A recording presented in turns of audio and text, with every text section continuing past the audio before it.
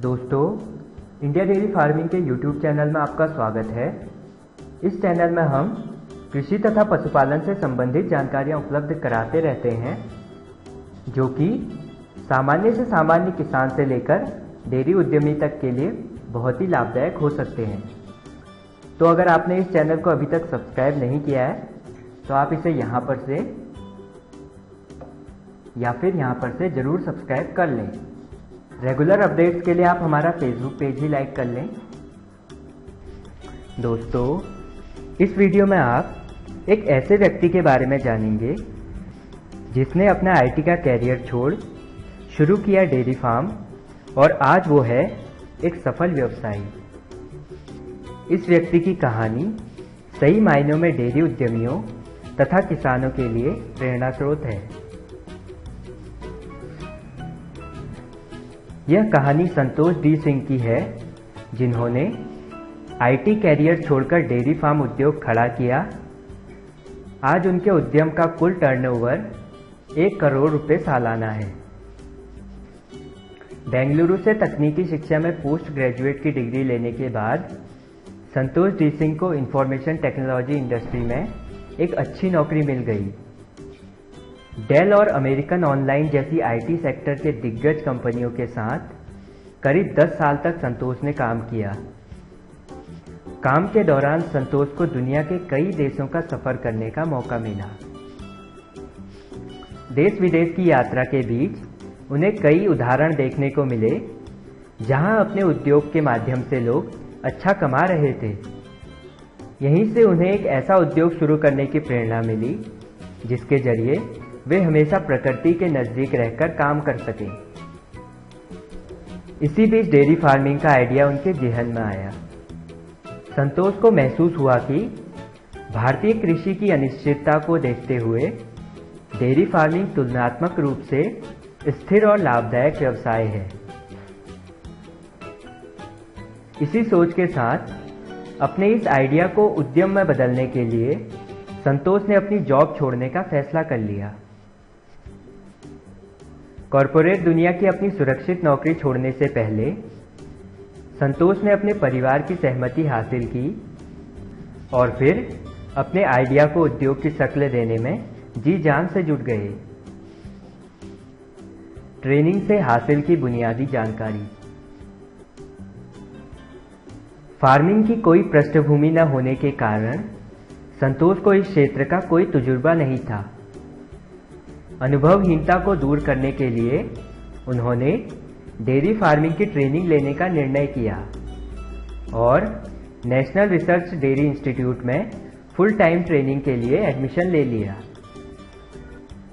इस ट्रेनिंग के दौरान संतोष को पशुओं के साथ रहकर उनकी देखभाल का व्यवहारिक प्रशिक्षण मिला। इस ट्रेनिंग के बारे में संतोष कहते हैं कि एयर कंडीशन वर्कप्लेस की तुलना में डेयरी फार्म के खुले माहौल ने उन्हें एनर्जी से भर दिया।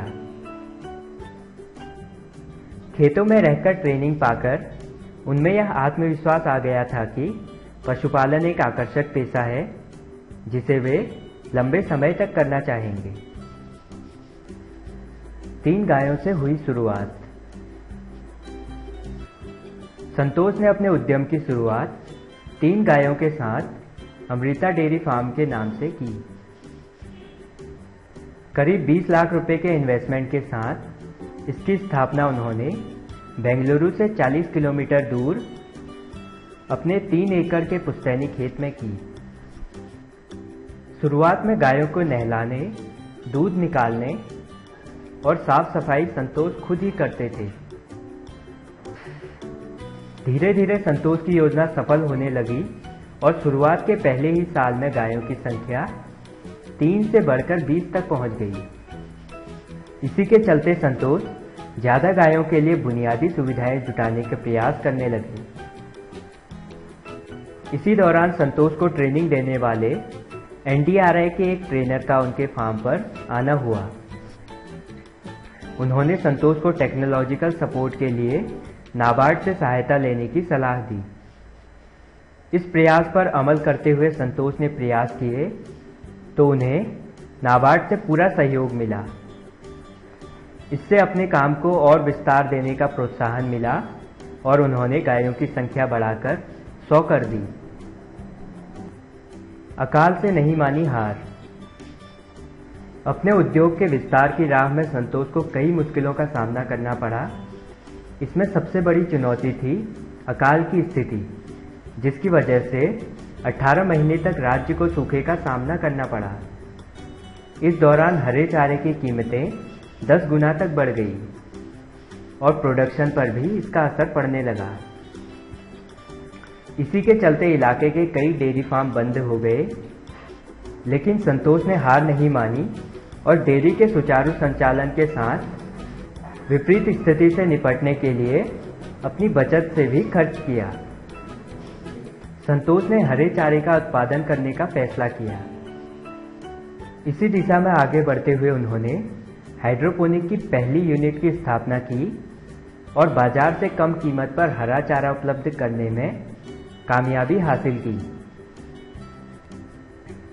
ऐसे ही अथक प्रयासों की बदौलत संतोष का उद्योग तरक्की की राह पर चलने लगा है और अब वे जल्द ही अपने पनीर, खोया और चीज का उत्पादन इकाइयां स्थापित करने की योजना भी बना रहे हैं।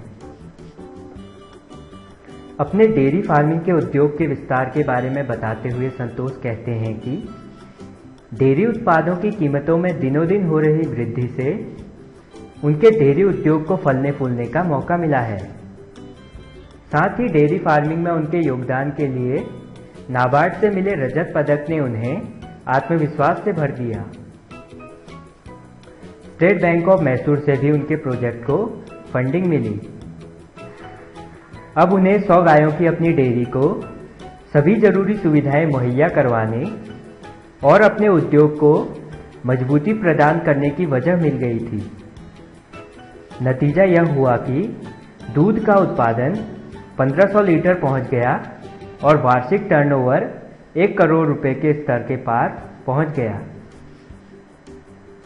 तो दोस्तों, इस वीडियो में आपने एक डेयरी फार्मर की सफलता की कहानी सुनी। अगर आपको ये वीडियो पसंद आया तो इसे लाइक और शेयर कीजिए और आपको ये वीडियो कैसा लगा आप उसे हमें कमेंट बॉक्स में लिखकर बता सकते हैं। कृषि तथा पशुपालन से संबंधित जानकारियों के लिए आप इंडिया डेयरी फार्मिंग का YouTube चैनल अभी जरूर सब्सक्राइब कर लीजिए। तो इस वीडियो में इतना ही। Thank you for watching. Bye.